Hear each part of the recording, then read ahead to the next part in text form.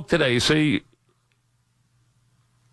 all right, so here we go. McAdoo. See, I thought today, I said to the guys, when McAdoo speaks today, let me know. And they said he's not scheduled to speak today. I said, boy, that's surprising. He's going to have to. I thought he'd speak, and they said he wouldn't speak till tomorrow morning. Well, now he has spoke in an impromptu.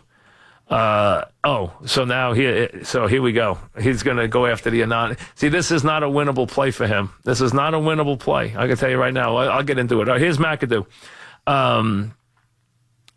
2 anonymous players trashed the head coach. We know that. Anonymous players have been trashing coaches for a million years. We know that too. Collins, though, who defended McAdoo in the report, said that they know it is someone on the defensive side of the ball. Well, that's obvious. You don't have to be a detective to know that. We just want him to come forward and be a man. We'll figure it out.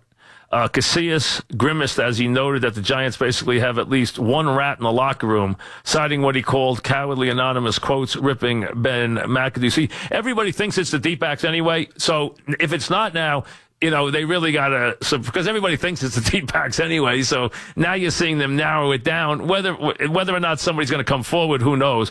McAdoo also broke from his Thursday policy of answering questions through a team employee and met the media face-to-face and said he was not offended personally and didn't know how to proceed until he found out who the players are and what their complaints are.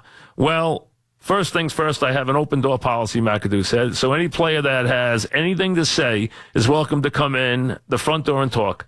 I had a couple of conversations over the last couple of weeks, and I welcome those conversations. And the next thing, it is pretty simple. It's hard to help a player when they don't put their name on a quote. So if they need some help, come see me. I'm the guy that can help them. The first day of training camp, we get together. I talk about the difference between bitching and complaining.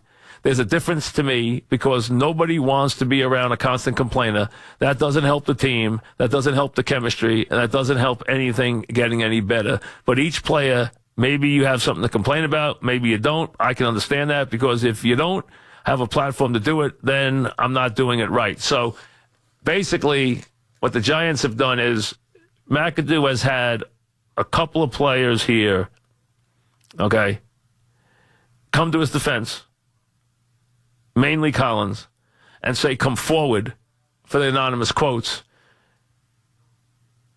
We know it's a defensive player, he said. Casillas said one rat in the locker room.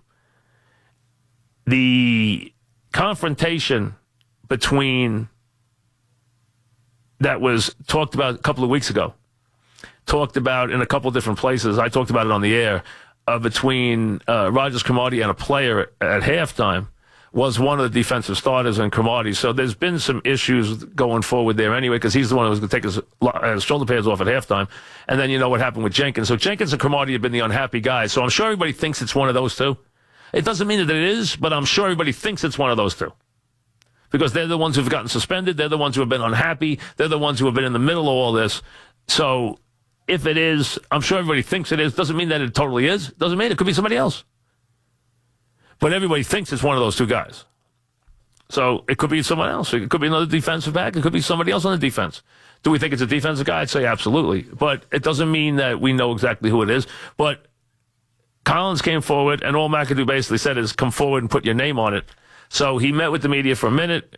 He said he didn't take any of the comments personally, but the player went after him pretty good and said he had lost the team and said that he was doing a lot of things wrong as head coach. But McAdoo says he did not take it personally. He just wants somebody to put a face on it and come tell him to his face what's wrong with the team.